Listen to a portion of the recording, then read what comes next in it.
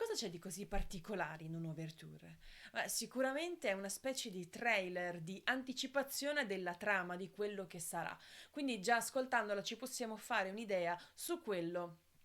che succederà all'interno dell'opera. E appunto, sicuramente, beh, non so se avrete visto, meno di un mese fa c'è stata appunto la prima alla Scala con La forza del destino e già l'ouverture, le prime note ti fanno venire un po' di angoscia, ma noi non siamo qui per guardare, diciamo, ouverture angosciose perché l'anno è appena cominciato e insieme al nuovo anno comincia anche questo canale. Quindi direi di cominciare subito ad addentrarci in questo magnifico mondo che è quello delle ouverture.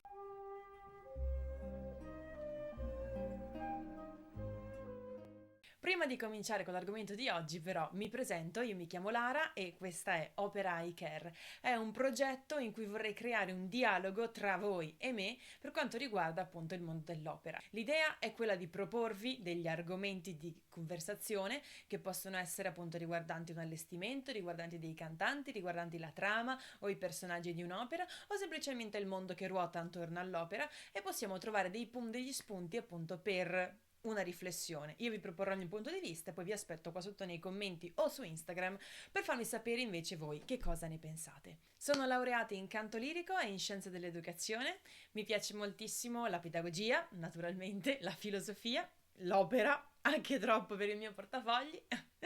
E la letteratura, infatti adoro moltissimo leggere, un po' di tutto, devo ammettere che adoro i classici, anche mi piacciono particolarmente, e appunto andare a teatro, e che è una cosa fantastica per chi ama l'opera,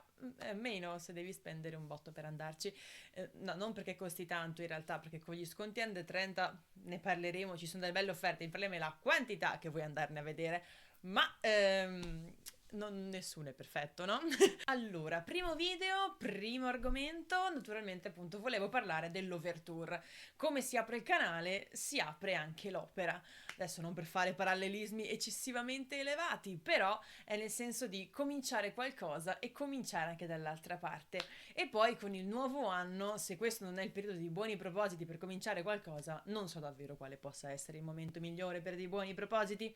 Per cui l'ouverture genericamente diciamo che è un po' neanche un buon proposito, ma è una specie appunto di trailer che viene fatto all'inizio dell'opera per spiegare un po' l'atmosfera, quello che succederà. E in un certo senso credo sia quello che ci facciamo tutti quanti quando facciamo un pronostico, quando decidiamo di aggiungere qualcosa o togliere qualcosa dalla nostra vita, quindi appunto un buon proposito. È un po' un trailer, penso infatti che quando ognuno di noi fa immagina come potrebbe essere la propria vita con quell'aggiunta di una nuova attività o togliere una cattiva abitudine o qualcosa che riteniamo che ci appesantisca, credo che nella nostra mente appunto parte questo trailer di come potrebbe essere la nostra vita se aggiungiamo o non facciamo qualcosa nello specifico. Quindi in un certo senso noi facciamo un'ouverture di quello che sarà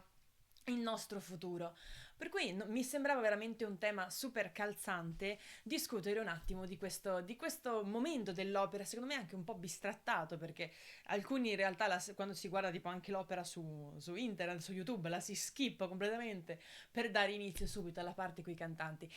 Invece trovo che il momento dell'ouverture sia comunque di preparazione, ti mette nel mood. Certo, allora c'è da dire che gran parte delle opere non è che abbiano proprio un finale felice, quindi anche l'ouverture di per sé è un po' angosciante, cioè appunto avete sicuramente visto, penso, La forza del destino lo scorso 7 dicembre, cioè nel senso è un po'... cioè ti si ferma un po' qua, ecco. No, non per dire che non sia fantastica, anzi in realtà è meravigliosa, poi cioè il cast era fantastico. Poi ne discuteremo, insomma, ecco, però quello che intendo è che è meraviglioso, però proprio per come Verdi riesce a rendere questa forza del destino, questa specie di condanna che segue questi due poveri ragazzi, insomma, la si sente fin dall'inizio che è proprio abbastanza pesante. Nel senso di che appesantisce perché sai come andrà a finire. non perché è pesante nell'altro senso. E infatti credo sia questa una cosa meravigliosa, ti mette già nel mood. In questo caso si sa già che finisce male. Quello che in realtà su cui vorrei concentrarmi è, visto che è il nuovo anno e cerchiamo di guardare alle cose positive e non magari alle cose più negative, ho pensato di prendere come esempio, riflettere un po' invece su tre opere che invece hanno delle ouverture, cioè molto diciamo in tonalità maggiori, ecco, facciamo così, e che poi comunque hanno un finale lieto, per diciamo anche dare un po' di buona speranza per quanto riguarda i nostri progetti e i nostri pronostici. Naturalmente la prima che mi viene in mente, se devo pensare a qualcosa di che comincia, qualcosa che si costruisce, è sicuramente l'ouverture delle nozze di Figaro. In particolare ammetto che il primo allestimento che mi viene in mente, ma forse perché è soltanto quello che ho visto più spesso, è un allestimento vecchiotto. Adesso devo ricordarmi il regista, non me lo ricordo più, accidenti, però sicuramente lo trovate perché c'era Ludovic Tesier, Barbara Frittoli e Ildebrando d'Arcangelo, quindi c'è, nel senso, non si può sbagliare, c'è solo quello con questa combinazione fenomenale. Ecco, quindi l'apertura di quest'opera appunto si apre con l'orchestra sotto che dà questo entusiasmo e che già ci preannuncia sia che sarà un viaggio un po' turbolento, perché comunque dopo verrà fuori Marcellina e Cherubino che non sta mai fermo, insomma i debiti, Don Bartolo, Don Basilio, insomma verrà fuori un po' di casotto, però comunque nel complesso ci verrà detto che ok, capiterà un po' di tutto, ma in qualche modo si riuscirà a combinare qualcosa. E questa idea di costruzione, secondo me, appunto, poi vabbè, si vede dall'inizio, quando appunto entrano in scena Figaro e Susanna. Quindi Figaro sta progettando la sua camera da letto, dove metterà appunto i mobili, sta prendendo le misure. Susanna invece si sta finendo di cucire l'abito da sposa, insomma, tutto sta cominciando, diciamo, in un certo senso, a prendere una forma, ecco. Poi in realtà succederanno un po' di cose, però comunque loro resteranno fedeli a se stessi, resteranno saldi nelle loro convinzioni e questo appunto poi li porterà a coronare il loro sogno d'amore. E credo che appunto non possa esserci, diciamo, niente di più rappresentativo per quanto riguarda l'inizio, il cominciare qualcosa, se non in questo momento, proprio perché dall'altra parte anche noi con i nostri nuovi propositi ci stiamo facendo questo tipo di discorso, stiamo prendendo le misure, stiamo immaginando come può essere la nostra vita in maniera nuova, diversa, alternativa. E sicuramente non sarà proprio una cosa semplicissima, però dall'altra parte ci darà sicuramente grandissime soddisfazioni se resteremo appunto attaccati a quello che abbiamo desiderato. Parlando sempre di trasformazione, di ricominciare qualcosa di nuovo, sicuramente un'altra ouverture che mi viene in mente è quella della Cenerentola. In realtà ha un inizio un po' particolare perché comunque parte piano, ma non piano soltanto come volume, proprio sembra titubante, comincia un po' insicura, un po' incerta, meno sparata invece dell'ouverture di Mozart. E secondo me va un po' anche a richiamare quello che è il sentimento di Cenerentola, il sentire, nel senso di anche un posso prendermi il mio spazio, cioè alla fine lei vorrebbe qualcosa che non le è concesso e quindi è un po' questo cominciare a camminare un po' traballante. Però dall'altra parte poi sì, c'è spazio e lei imparerà a prendersi questo spazio. Certo, le metteranno un po' i bastoni fra le ruote, un po' tanto, però comunque resterà fedele a quelli che saranno i suoi progetti, al suo voler coronare il suo sogno d'amore e quindi poi in realtà otterrà l'aiuto anche delle persone giuste che la faranno restare nella carreggiata che ha scelto e secondo me questa cosa è molto interessante perché è vero che da una parte decidiamo noi che cosa vogliamo fare e sono assolutamente convinta che questa sia la cosa principale, però dall'altra parte c'è anche da dire che anche trovare le persone giuste che ci sostengano sia qualcosa di importante, però dall'altra parte dobbiamo cambiare noi per primi per riuscire a incontrare queste persone, perché in un certo senso è come entrare in risonanza. È come entrare in risonanza, nel senso se tu risuoni, se io risuono in una determinata maniera, sicuramente farò risuonare intorno a me persone che hanno la mia stessa risonanza, una risonanza simile e quindi in un certo senso incontrerò chi voglio incontrare. Se risuoni in un'altra maniera perché decido di essere una persona magari diversa da quello che sono,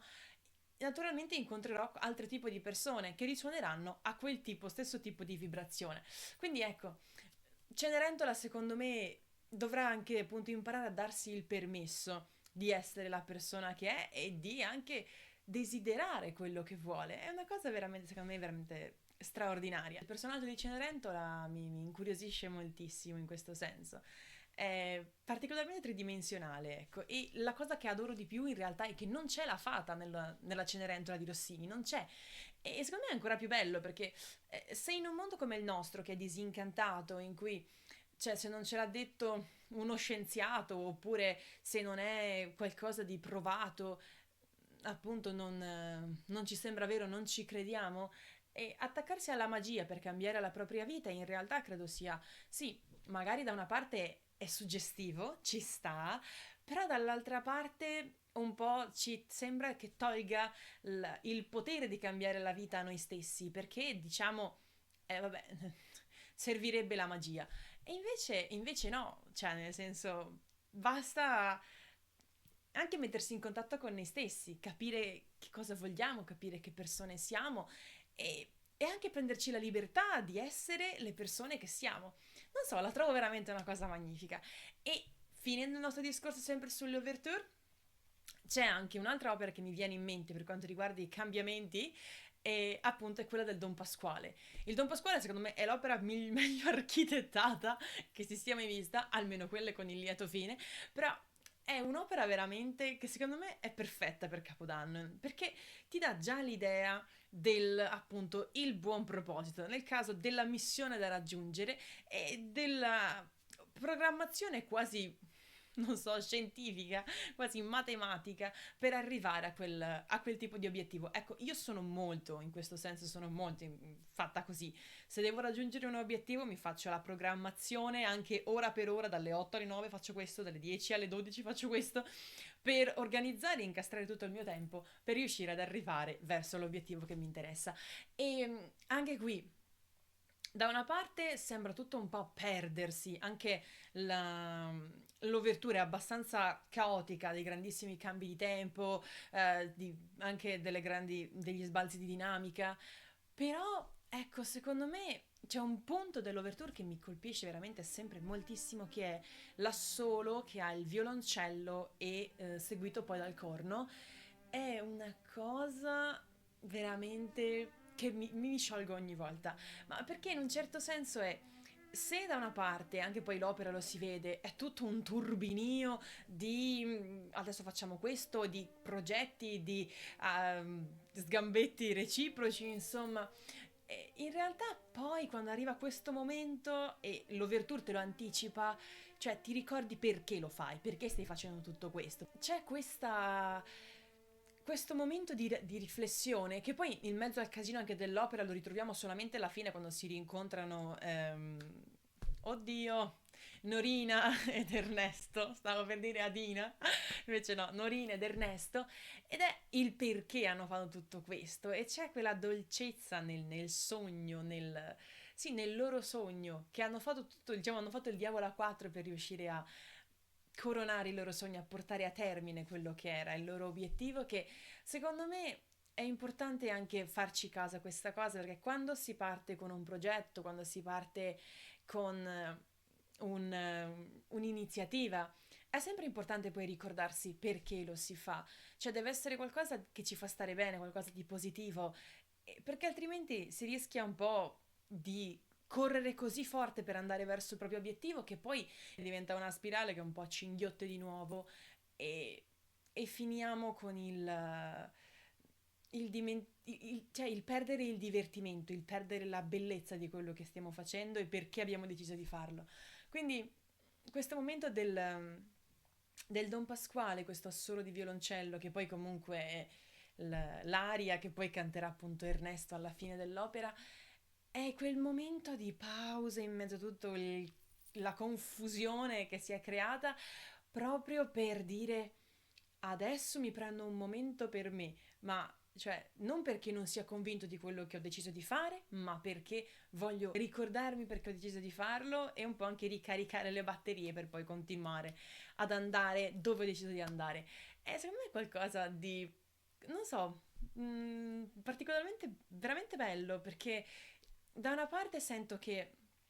proprio per esperienze che ho vissuto sulla mia pelle che saremo portati un po' a correre come dei treni, anche a dare delle grandissime aspettative materiali ai nostri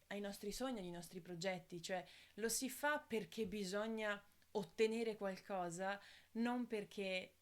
è piacevole farlo. Poi se si ottiene qualcosa, molto bene, però secondo me la cosa più importante inizialmente è proprio sentire di essere felici di fare qualcosa. Perché se decidiamo di fare qualcosa, credo ci sia anche il bello di farlo, il gusto di farlo, non è un obbligo, è qualcosa che abbiamo deciso noi. Quindi deve essere qualcosa, credo, che ci fa stare bene. Anch'io con questo canale appunto ho deciso di cominciare qualcosa di nuovo e per il momento mi fa stare bene e sicuramente lo porterò avanti finché mi farà stare bene e quando nel caso dovesse diventare qualcosa di tremendo, di pesante, lì magari discuterò. Però ecco, quello che è importante secondo me è ricordarsi che quello che decidiamo di fare ci deve far stare bene, perché se no, perché lo stiamo facendo, visto che è una decisione personale. Quindi non so, mi sento particolarmente vicina a questo tipo di argomento e anzi poi fatemi sapere qui sotto che cosa ne pensate. Per quanto riguarda invece gli allestimenti e le ouverture che vi ho citato ve li lascerò qui sotto in descrizione. Purtroppo non riesco a metterveli dentro il video perché YouTube me li blocca, però ve li lascio lo stesso qui sotto se volete andarveli a recuperare. Intanto vi chiedo di lasciarmi un commento per farmi sapere che cosa ne pensate e noi intanto ci vediamo giovedì prossimo con un nuovo video. Ciao!